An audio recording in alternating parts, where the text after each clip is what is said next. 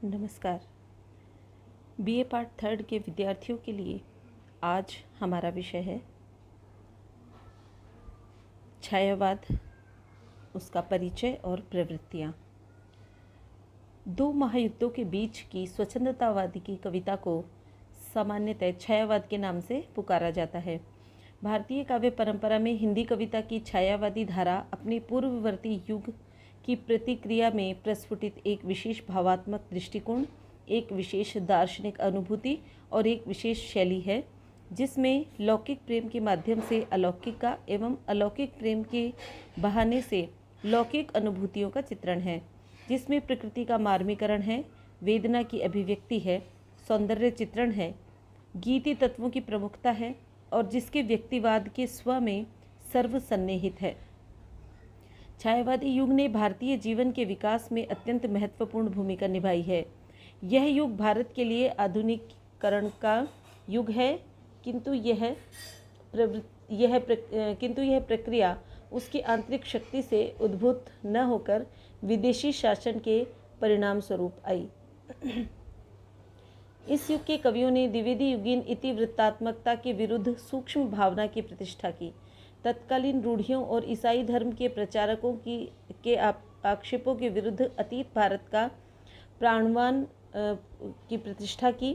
आर्थिक राजनीतिक दासता के विरुद्ध स्वाधीनता, केवल राष्ट्रीय ही नहीं मानव मात्र की स्वाधीनता के मूल्य की प्रतिष्ठा की। इसलिए इस युग की किसी काव्य धारा में एक प्रयास प्रधान दिखाई देता है तो किसी में दूसरा। केवल छायावादी काव्य में तीनों का संयुक्त समन्वित रूप का निर्वाह हुआ है।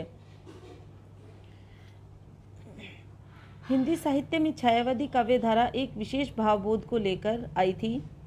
अंग्रेजी साहित्य में जिस प्रकार शैली वर्ड्सवर्थ और कीट्स को सम्मान प्राप्त है, उसी प्रकार हिंदी साहित्य प्रसाद, पंत, निराला तथा महादेवी से गौरवान्वित हुआ। हिंदी छायावादी काव्य में प्रकृति का वर्चस्व केवल 20 वर्ष रहा।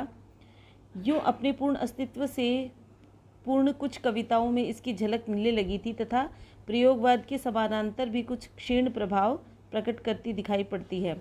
निराला की जूही की कली, जो कि 1916 में प्रकाशित हुई थी, इसके अतिरिक्त पंत की पल्लव तथा कुछ अन्य कविताओं की रचना 1920 के आसपास हो चुकी थी, जो इस पुरानी काव्य पद्धति से हटकर कुछ नवीन परिवर्तन की द्योतक थी।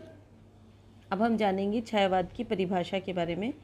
छायावाद के बारे में अनेक आलोचकों और विद्वानों के भिन्न भिन्न दृष्टिकोण हैं और सबने छायावाद शब्द को इस प्रकार परिभाषित किया है। सुमित्रा नंदन पंत के अनुसार पंत जी छायावाद को पाश्चात्य रोमांटिक काव्य का प्रभाव मानते हैं। वर्ड्सवर्थ ने जिस प्रकार प्राकृतिक सौंदर्य के साथ करुणा और निराशा का चित्रण किया है, उसी प्रकार छायावाद को रोमांटिक शोक के रूप में ये मानते हैं। महादेवी वर्मा इसके बारे में कहती हैं, मनुष्य को बाह्य सौंदर्य से हटाकर उसे प्रकृति के साथ अपने अविच्छिन्न संबंध की स्मृति दिलाने का श्रेय छायावाद को है। डॉक्टर नगेंद्र के अनुसार छायावाद स्थूल के प्रति सूक्ष्म का विरोध है। और आचार्य शुक्ल छायावाद के बारे में कहते हैं कि छायावाद शब्द का प्रयोग दो अर्थों में समझना चाहिए। एक तो रहस्यवाद के अर्थ में, जहाँ उसका संबंध काव्य वस्तु से होता है, अर्थात जहाँ कवि उस अनंत और अज्ञात प्रियतम को आलंबन बनाकर अत्यंत चित्रमयी भाषा में अनेक प्रकार से प्रेम की व्यंजना करता है, तथा छायावाद का सामान्यतः अर्थ हुआ प्रस्तुत के स्थान पर उसकी व्यंजना करने वाली छाया के रूप में अप्रस्तुत का कथन। इस प्रकार शुक्ल जी छायावाद के दो अर्थ बताते हैं, एक रहस्यवाद और दूसरा शैली का विशेष रूप। इन परिभाषाओं से हमें ज्ञात होता है कि छायावाद प्रकृति में मानव के जीवन का प्रतिबिंब देखता है तथा यह एक भावात्मक तथा दार्शनिक दृष्टिकोण है, जिसमें लौकिक प्रेम के माध्यम से असीम अलौकिक के प्रति निवेदन किया गया है। छायावाद के प्रमुख कवि हैं जयशंकर प्रसाद, सूर्यकांत त्रिपाठी निराला, सुमित्रा नंदन पंत तथा महादेवी वर्मा। इन सबको मिलाकर छायावादी बृहद चतुष्टय कहा जाता है। कविवर जयशंकर प्रसाद की रचनाएं उर्वशी, वन मिलन, प्रेम राज्य, कानन कुसुम, प्रेम पथिक, करुणालय, झरना, आंसू, लहर और कामायनी आदि हैं। कामायनी हिंदी साहित्य की कालजयी कृति है। निराला जी की कृतियों के में जिसका चीज़ों का वर्णन है वो है जीवन में अभावों और संघर्षों और मर्मांतक पीड़ा इन्होंने झेली थी, उसी का वर्णन इनके काव्य में हमें देखने को मिलता है। इनकी प्रमुख कृतियाँ हैं अनामिका, परिमल, गीतिका, तुलसीदास। निराला जी फक्कड़ स्वभाव के थे और युगीन यथार्थ के प्रति सजग रहकर इन्होंने प्रखर काव्य रचना की। तीसरे छायावादी कवि हैं सुमित्रा नंदन पंत। इनकी प्रमुख रचनाएं हैं जिनमें प्रकृति का विलक्षण और मधुर रूप दृष्टिगोचर होता है। इन रचनाओं का नाम है उच्छ्वास, ग्रंथि, पल्लव, गुंजन आदि। लोकायतन महाकाव्य भी इनके द्वारा रचा गया है। महादेवी वर्मा की प्रमुख रचनाएं हैं निहार, रश्मि, नीरजा, सांध्य गीत, जिनका संकलन यामा नाम से प्रकाशित हुआ था और इस संकलन पर इन्हें ज्ञानपीठ पुरस्कार भी प्राप्त हुआ था। छायावाद के अन्य कवियों जिन्होंने राष्ट्र प्रेम और सांस्कृतिक गरिमा का चित्रण किया, इनमें रामनरेश त्रिपाठी, बालकृष्ण शर्मा नवीन, माखनलाल चतुर्वेदी आदि आते हैं। अब हम छायावाद की प्रवृत्तियों के बारे में बात करेंगे। सबसे पहले हम छायावाद की जिस प्रवृत्ति की बात करेंगे वह है सौंदर्य चेतना। छायावादी काव्य की प्रमुख प्रवृत्ति सौंदर्य चेतना ही रही है। इस युग के काव्य में अमूर्त, अशरीरी और सूक्ष्म सौंदर्य के दर्शन होते हैं। इस काव्य में सौंदर्य का व्यापक चित्रण दिखाई देता है। प्रकृति के माध्यम से मानव के आंतरिक सौंदर्य के कपाट खोल दिए गए हैं। प्रकृति के नाना रूपों में इन कवियों ने अंतरात्मा की खोज की है। प्रकृति पर चेतना का आरोप करके उसे आत्मानुभूति का अंग बनाना चाहा है। इन कवियों ने प्रकृति, पुरुष व नारी के सौंदर्य का कोमल व सूक्ष्म अंकन किया था। चेतनामयी नारी को प्रस्तुत करती हुई निराला की संध्या सुंदरी का एक उदाहरण देखते हैं।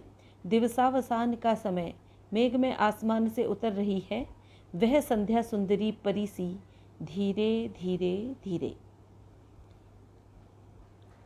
इसी प्रकार पंत जी ने भी प्रकृति के सुंदर और विविध चित्र प्रस्तुत किए हैं। दूसरी छायावादी प्रवृत्ति है प्रेम भावना। छायावादी कवियों ने प्रेम के उदात्त रूप का चित्रण किया है और प्रेम के इस चित्रण में प्रकृति प्रेम, नारी प्रेम, शिशु प्रेम व अज्ञात प्रिय के प्रति प्रेम का भी वर्णन इन्होंने किया है। मानव प्रेम की अभिव्यक्ति इस काव्य में पंत, निराला और प्रसाद में प्रकट होती है। एक उदाहरण देखते हैं। सुंदर है विहंग सुंदर सुमन सुंदर, मानव तुम सबसे सुंदरतम, निर्मित सब तिल सुषमा से तुम निखिल सृष्टि में चिर तिरुपम। तीसरी प्रवृत्ति छायावाद की है आत्मानुभूति या आत्माभिव्यक्ति। छायावादी काव्य में कवि निजी कल्पना, चिंतन और अनुभूति प्रकट करते हैं। इस काव्य में कवि दर्शन, हर्ष, क्षोभ, विस्मय, प्रेम, वियोग आदि वैयक्तिकता के रूप में प्रस्तुत करते हैं। महादेवी अपने गीतों में परोक्ष प्रियतम के माध्यम से अपने जीवन की निराशा प्रकट करती हैं, तो पंत ग्रंथि में बालिका प्रेम भावना की तृप्ति, निराला की जूही की कली में अपनी प्रिया के साथ मिलन तथा प्रसाद श्रद्धा के सौंदर्य में आत्मविसर्जन प्राप्त करते हैं। रहस्यात्मकता इसका अगली विशेषता है। अलौकिक प्रेम या रहस्यवाद का चित्रण छायावाद में हमें देखने को मिलता है। छायावाद में बाह्य पदार्थों की अपेक्षा आंतरिकता की प्रवृत्ति अधिक पाई जाती है। यह आंतरिकता मनुष्य को रहस्यवाद की ओर अग्रसर करती है। रहस्यवाद के क्षेत्र में महादेवी वर्मा सबसे आगे हैं और उनकी अनुभूति में गहराई और सच्चाई भी लक्षित होती है। छायावादी कवियों ने प्रधान रूप से प्रणय की अनुभूति को व्यक्त किया है। प्रणय की स्थिति का एक चित्रण देखिए। गिरा हो जाती है सनयन, नयन करते बात श्रवण, श्रवण तक आता मन, मन करता स्वयं बात श्रवण। या फिर महादेवी का ही एक उदाहरण और देखते हैं। मधुर मधुर मेरे दीपक जल, युग युग प्रतिक्षण प्रतिपल प्रतिदिन, प्रियतम का पथ आलोकित कर। तो इस प्रकार से हम देखते हैं कि हिंदी छायावाद की रहस्य भावना का मुख्य आधार है। कबीर जैसी विरहानुभूति इनमें नहीं पाई जाती। अगला जो इसकी विशेषता है छायावादी काव्य की, वह है वेदना की अभिव्यक्ति। छायावादी काव्य में प्रणयानुभूति से संबद्ध आवेश, निराशाजन्य पीड़ा, स्मृति, विषाद आदि का मार्मिक रूप से चित्रण हुआ है। बौद्ध दर्शन के दुखवाद, सांसारिक अनित्यता, सामाजिक कठोरता, संग्राम एवं विसंगति का प्रभाव इनके काव्य में प्रकट होता है। एक उदाहरण देखते हैं। जीवन चिरकालिक क्रंदन, मेरा जीवन वज्र कठोर, देना जी भरसक झकझोर। अगली प्रवृत्ति है इस काव्य की राष्ट्रीयता की भावना।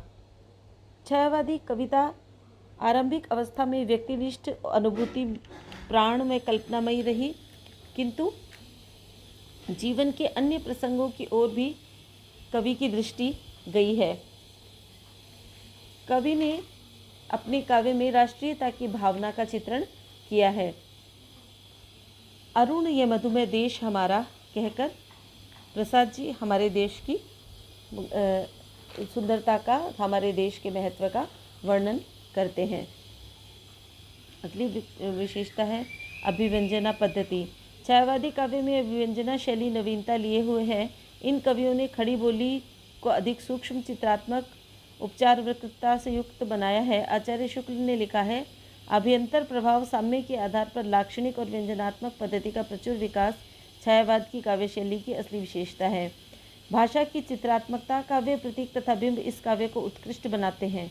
मानवीकरण और विशेषण विपर्य जैसे अलंकारों का प्रयोग करके इन्होंने अर्थ प्रसार की क्षमता उत्पन्न की है।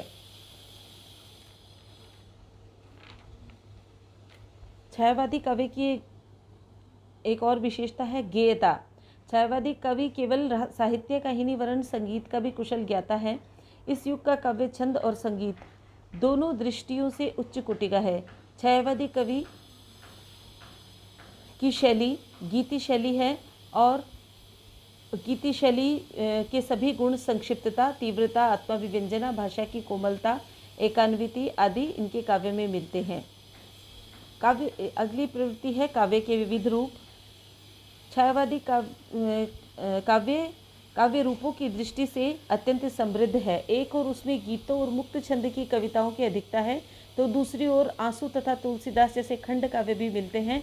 और कामायनी महाकाव्य तो छायावादी काव्य में अपनी संवेदना में, अपनी समग्रता में मूर्तिमान दिखाई पड़ता है। छायावादी काव्य की अगली विशेषता है प्रतीकात्मकता। छायावादी काव्य में अंतर्मुखी प्रवृत्ति की प्रमुखता के कारण बाह्य स्थूलता का चित्रण न होकर आंतरिक सूक्ष्मता का चित्रण हुआ है। प्रकृति पर सर्वत्र मानवीय भावनाओं का आरोप किया गया है और उसका संवेदनात्मक रूप चित्रण किया गया है। दार्शनिक अनुभूतियों की अभिव्यंजना एवं प्रेम की अति सूक्ष्माति सूक्ष्म दशाओं का अंकन भी इसमें प्रतीकात्मक रूप में देखा जा सकता है। आध्यात्मिकता इसकी एक अन्य विशेषता है। छायावाद में भावबोध, स्वानुभूति व सौंदर्य प्रधानता केवल कल्पना द्वारा ही निर्मित हुआ है, किंतु छायावादी काव्य की अनुभूति केवल मन के स्तर पर ही नहीं रुक जाती, वह और भी गहरी उतरती जाती है, आत्मा के लोक में संचरण करने लगती है। छायावादी काव्य अंतःदृष्टि एवं बाह्य सृष्टि के द्वैत को आध्यात्मिकता के स्तर पर सत्य के रूप में प्रतिष्ठित करने का प्रयास करता है। महादेवी वर्मा की कविताओं में उस अज्ञात असीम प्रिय के प्रति प्रेम का समर्पण किया गया है। महादेवी निराकार सर्वमय प्रिय की भावना को ही बाह्य काव्य का प्राण मानती हैं। वह कहती हैं, मैं कण कण में ढाल रही हूँ आंसू के मिस प्यार किसी का, मैं पलकों में पाल रही हूँ वह सपना साकार किसी का। इस प्रकार हम कह सकते हैं कि इस युग की कविता प्रतिभा सर्जना के विविध क्षेत्रों में गतिशील रही और उसने नई दिशाओं का संकेत भी किया। छायावादी काव्य की प्रकृति संबंधी दृष्टि में नवीनता और ताजगी है। अनुभूति की दृष्टि से इस युग का काव्य व्यक्तिनिष्ठ होने के साथ ही सामाजिकता के प्रति भी प्रतिबद्ध रहा है। इस युग के काव्य ने दो संस्कृतियों, भौतिक तथा आध्यात्मिक के द्वैत और संघर्ष की ज्वलंत एवं आधुनिक समस्या से जूझने का प्रयास किया है। सार रूप में कहा जा सकता है कि छायावादी युग का काव्य महान उपलब्धियों एवं अनेक संभावनाओं का काव्य है। धन्यवाद।